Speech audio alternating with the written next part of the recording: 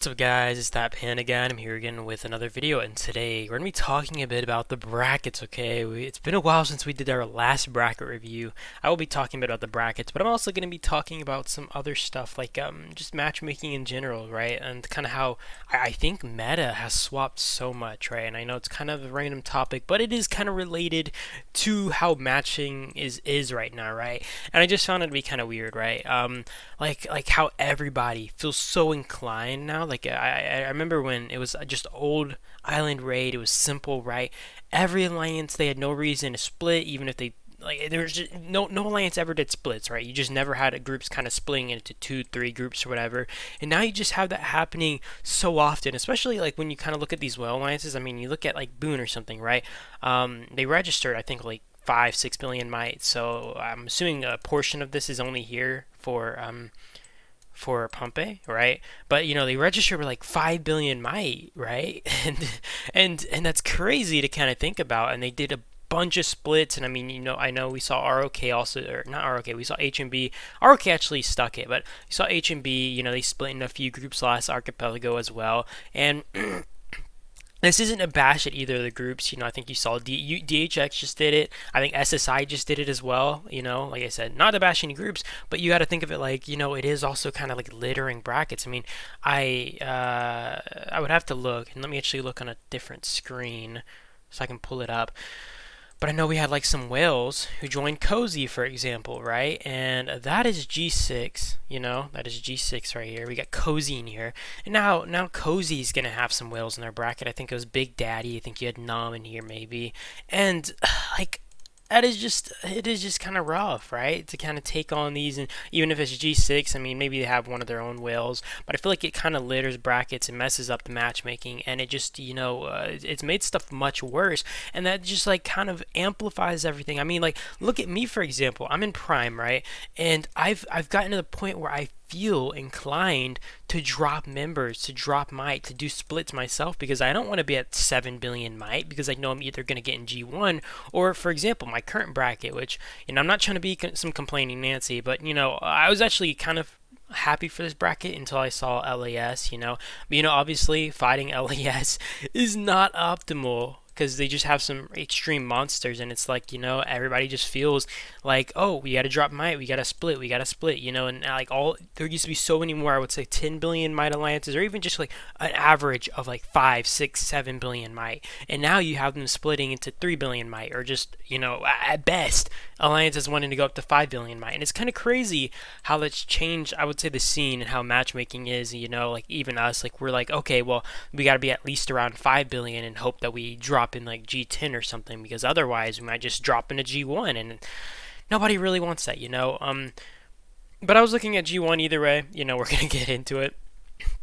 You have ROK here, and I'm actually in ROK for this event, for anybody who doesn't know. And no, I have nothing wrong with Boone, guys. Like, I had some people asking me, what happened with Boone? I don't hate Boone or anything, guys. I just joined ROK for an event, okay? I can't just join for an event. Like, am I cursed or something? I don't know.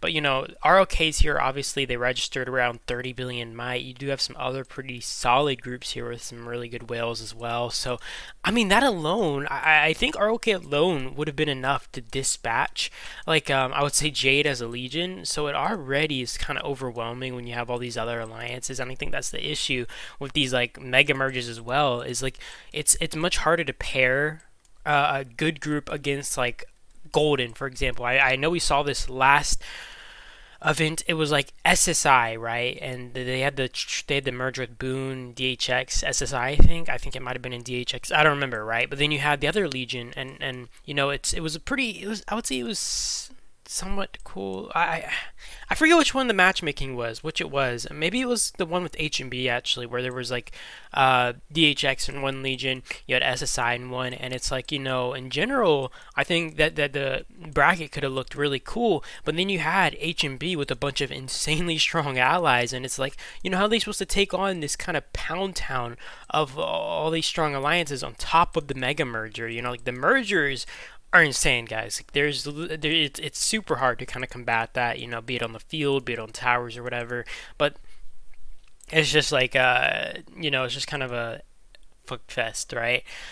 You do have Jade here, though. You have Boone, which, like I said, around 5 billion might, around 50 members. So it's like, all right, they have 50 members there. DHX, I think they registered. I don't know how many members they had. They did have, I think they registered like 11 billion might. So they're not coming in the worst. And I mean, they did keep a lot of their fighters, to be fair, right? Like they have a lot of their T6 players here. I don't even know if DHX split actually. I don't know if they just like dropped a lot of weight and now they're kind of just 11 billion, or if they did split off a lot of players. But I mean, they do have like a lot of their strong players. I just think that they need more. And then you have UOD obviously. Sorry about my alarm. They're at 12 billion might. They have some really strong hitters as well. But I just don't imagine these guys being able to dominate the field. Like very very well. And I mean, are these help bots? Looks like maybe farm bots. I saw it in one Legion earlier. I was like a bunch of accounts that were just help bots, and it kind of had me laughing. But either way, I think this is going to be kind of hard. Cores does have some SSI players. I saw them at 5 billion might. They could have registered at 7 billion might. It's kind of hard to tell because a lot of people leave for Pompeii, and when matchmaking or the match kind of starts, or you see who you got as enemies, it's kind of hard to tell with like these big alliances more so how strong they actually are, how strong they actually came in at. Because I mean, even yesterday you saw ROK was at like 23 billion or something, but they registered with 30 billion. And obviously the account that I joined with is not here right now because I have Pompeii. And actually, oh shoot, that is soon. Okay, I have it in 18 minutes. Okay, but you guys get my point, right? I can look through Crimson and stuff. I don't think it's gonna make a big difference if I look through these, right? Because I think it's just kind of obvious that I just think that in this case, Golden's going to win. I think it's just going to be very hard to really come out with a win on top of this, right? And I know some groups hate when I skip over alliances, right? Because obviously some people just like to get their bracket review or their alliance looked at. But sometimes I just feel like the bracket's so easy to kind of predict that it's kind of pointless for me to review all the alliances and stuff, and it's, I don't know, it's just a time burner. We'll look at G2 though. G2, it's actually a lot more fair, or a lot more even to me, and I thought that this would be a really kind of crazy bracket. I didn't look too intently, right? Like it wasn't like an intense rundown, but I mean, you have NM49, which is now kind of renamed to TLNM. Really strong group. I always like watching NM49 play. Another thing to note is actually you have MBD, which do a lot of mergers within M49. So I was wondering if that would be kind of what makes Jade and Crimson ally, or for example, it's kind of hard to decide off one alliance, right? Because if all these other alliances are H and B allies or something, right? Maybe they're going to be like, oh well, we don't care if you guys merge with NM49 constantly or TLNM. We just want to, ally with H&B or something, right? And that's kind of how the case is. Also for G1, I'm not in ROK right now, so I can't tell you guys, but I would assume, I actually don't know, because I was looking at the alliances, right? And I looked at LM4S, and I swear, yeah, H&B cross-region family, and I was like, oh, well, that makes it pretty obvious who they're gonna, who's gonna kind of be allied with who.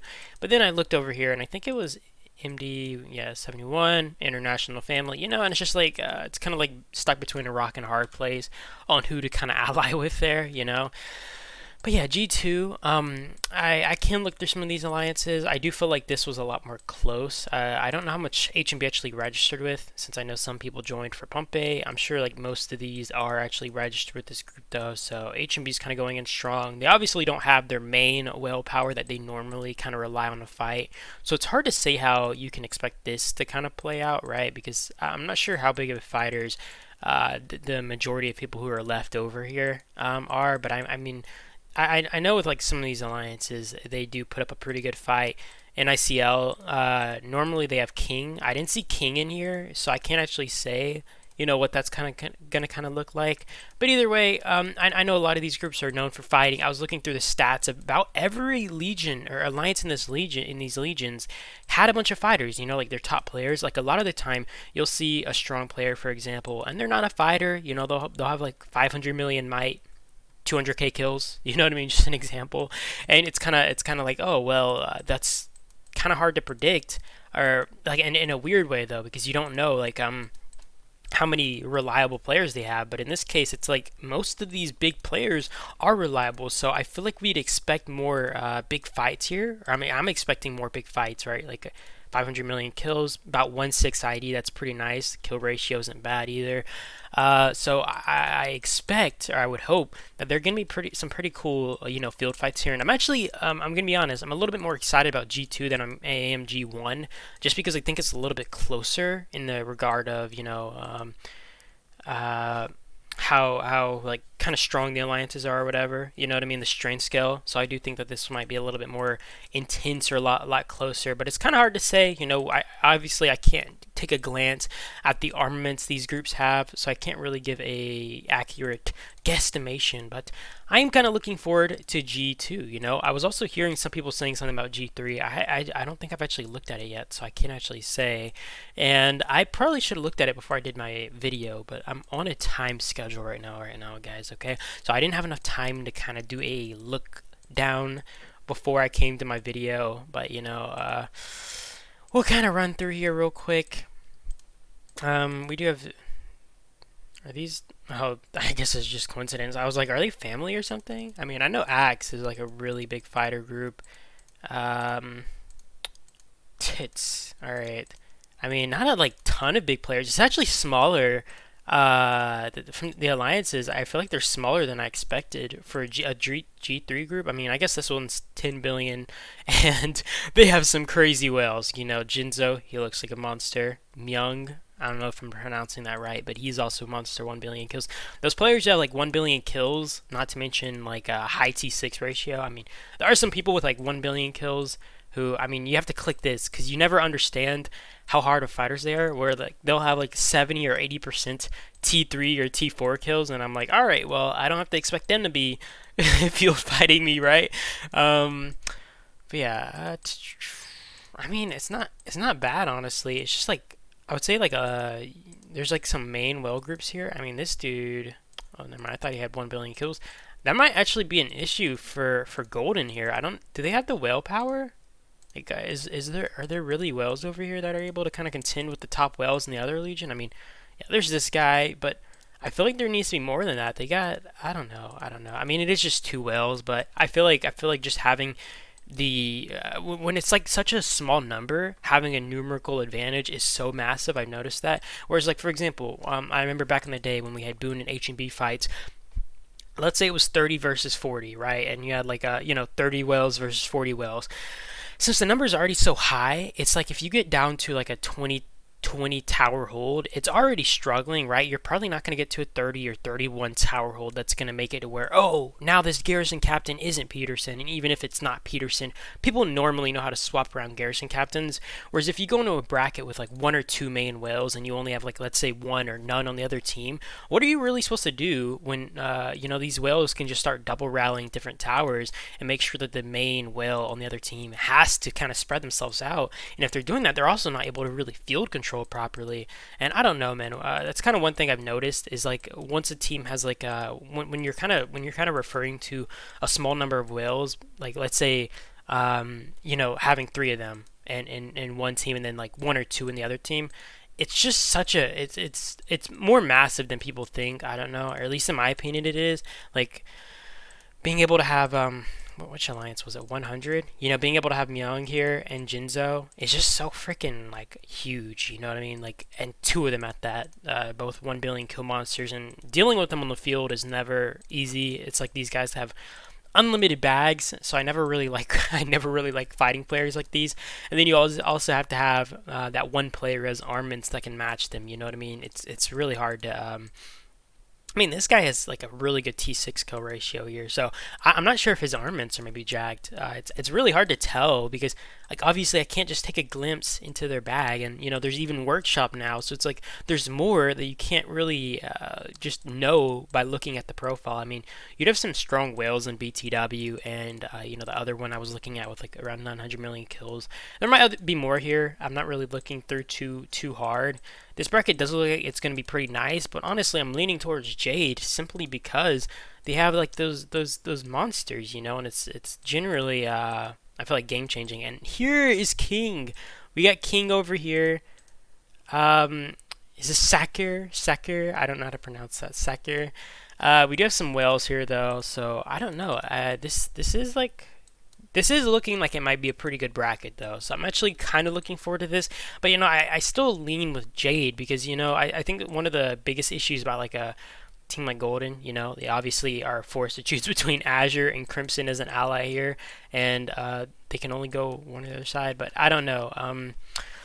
Maybe I'm looking down on Golden too much. I obviously haven't done like a super intensive look at the bracket, so I can't really say, on who I think is going to win. But in general, I think that Jade is leaning for me just simply because they have that whale power, and I know more about their whales than I do about the other teams, So I obviously can't say too much in that regard. And there's obviously G4. I'm gonna actually stop at G3 today. I am kind of on a clock, right? So I can't be doing this video too long. But I'll tell you guys in G5, the second I logged in, right, I was looking at the bracket and I was like, please guys, please bless me with something solid, right? We got G5.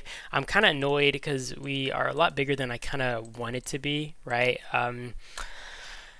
We're almost at 8 billion, guys. I swear. Originally, I wanted to be like, it's 5 billion or something, just so we can maybe land in G10 regularly or something, I think the issue with being 8 billion or something is if you don't have that whale power, you're kind of screwed. And I mean, I know, like, for example, iLaw is kind of in that situation. I don't know if they have like a mega whale here, but I don't think they do, right? They don't have like someone with like 6 million My Heroes or something, right? And that is a big issue. And nobody wants to land in G1 every time if you don't have that kind of player. And even if you do have that kind of player, I think most of the Alliance, unless you're like an actual whale Alliance who regularly like to ball out in G1, don't like landing in G1 because one, ranking is harder. It's just like, field fighting is harder. I don't know. It's just like, you get utterly suppressed, and like... This is not looking good, guys. I don't like that. But in general, I was liking the bracket. I was looking through and I was like, okay, this is a pretty solid bracket. This is pretty nice. It's gonna look like it's gonna be pretty intense. And then I saw LAS, guys. I saw LAS and I was like, all right, let me book my flight back to Thailand and go on vacation. All right, but you have Cyro here. He's a pretty big whale. I mean, you can obviously tell just based off their kills and their kill ratio that these guys are monster fighters. Not to mention, their gear is just going to be insane, right? I'm sure all these guys have like 6 million plus My Heroes. All their parts are like red or white. All of them, dude. All 4 of these guys.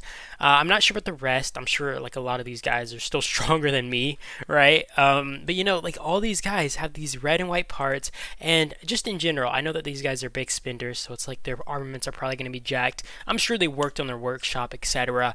And then you look at my Legion, right? And this is like the worst part about this. I was like, why can't I be on Crimson or Azure and at least have a chance of allying with Jade, right?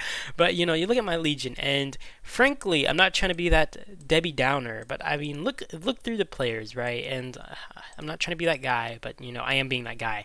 I don't think we have we don't have the parts to match theirs, and parts aren't the biggest thing in the game right now. But given that these guys we're fighting are probably max parts, basically max armaments, probably as far along in workshop as possible right now, and I'm sure our guys aren't top of the tippity top spenders either. So like what are we supposed to really do, versus that in a tower? Not to mention the field. The field is another thing, right? But we don't have that kind of power. I think we have one guy, which is like Warrock here, and he has white parts, but I just have a feeling that he does not have max armaments. Maybe he's like 5 million my armaments, which relatively well at least. But I just don't see us matching them. Not to mention, like I said, the whale gap, and I was talking about this earlier, when I was talking about having, 3-4 whales compared to 1-2, however many, right? When it comes down to a tower fight, that one whale that we have isn't holding every single tower. All it takes is them spreading into a few towers, and our trades are going to go kapooey. It's going to go kapooey, and I just don't think that we have any of the power to kind of hold this on. So I'm just like, is it worth, genuinely, is it worth showing up to a mid-fight knowing that you're about to get slaughtered, and you're basically free kills? You're feeding kills at that point, And I don't even have to look through my alliance, because although we're big, I want to tell you guys, we do not have, My Heroes. I got, my best hero is like 2.7 million, guys. Okay, my best hero is 2.7 million. That's as far along as I've been able to get in armament weekly bundle things, whatever it's called, right? Like I don't buy like what's it called, devices and stuff. Like that's my biggest issue, right? Like I just don't think we can compete like that. I mean, we do have Big Mo, which is a big guy here. And he's IDGAF now, but his like best hero is like 3 million might, and he generally doesn't even garrison or anything. So I don't know, man. It's just not looking good.